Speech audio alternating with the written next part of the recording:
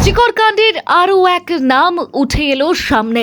স্ক্যানারে এবার অভিক দে দেহ উদ্ধারের দিন ঘটনাস্থলেই ছিলেন তিনি।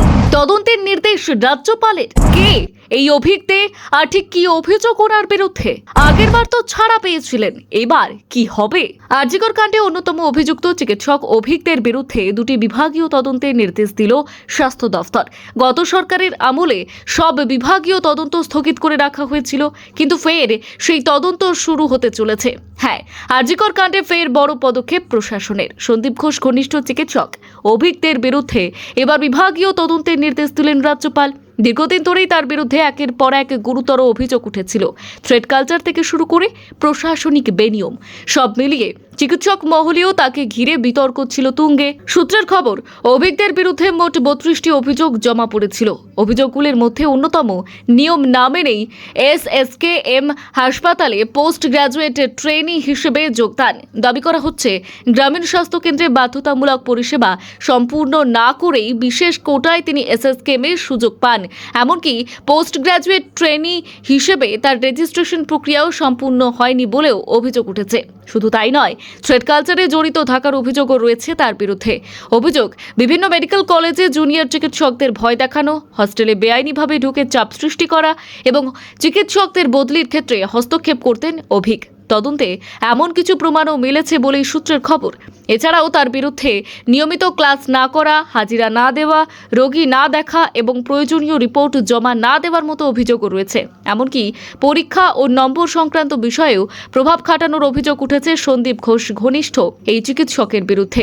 আরজিকর কাণ্ডের সময় থেকেই প্রকাশ্যে আসে অভিকদের নাম।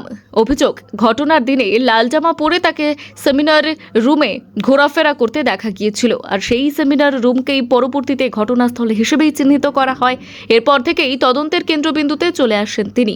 এমনকি 9ই আগস্ট আরজিকর কাণ্ডের পর 11ই আগস্ট গভীর রাতে বর্ধমান মেডিকেল কলেজে জুনিয়র চিকিৎসকদের সঙ্গে বৈঠক করেছিলেন অভিক দে। স্বাস্থ্য ভবনের 4 সদস্যের তদন্ত কমিটির রিপোর্টেও তার নাম উল্লেখ করা হয়েছিল বলেই জানা গিয়েছে।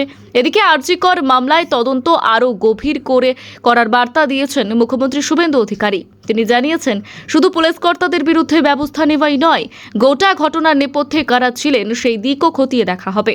Phone call record, WhatsApp chat সহ সমস্ত ডিজিটাল তথ্য খতিয়ে দেখা হবে বলেও স্পষ্ট করেছেন তিনি।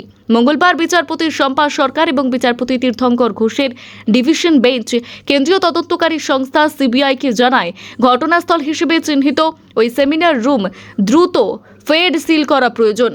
আদালতের পর্যবেক্ষণ, তদন্তের স্বার্থে ঘটনাস্থলে সুরক্ষা বজায় রাখা অত্যন্ত জরুরি। এদিন সিবিআই তদন্তকারী অফিসার সীমা পাহুজাকে ভার্চুয়ালি সংযুক্ত করল হাইকোর্ট। সিবিআইয়ের মনে হয়নি তদন্তের স্বার্থে অন্য প্লেস সিল করা প্রয়োজন। অন্য কোনো জায়গা সিল করেছেন? প্রশ্ন ডিভিশন বেঞ্চের। সীমা পাহুজা আদালতে বলেন, নো মাই লর্ড, দেহ উদ্ধার করার জায়গা সিল করা হয়েছে। রাজনৈতিক মহলের মতে আরজিকর কাণ্ড ঘিরে প্রশাসনিক এই ধারাবাহিক পদক্ষেপ আগামী দিনে আরও বড় তথ্য সামনে আনতে পারে। ব্যুরো রিপোর্ট, গোলসি বার্তা।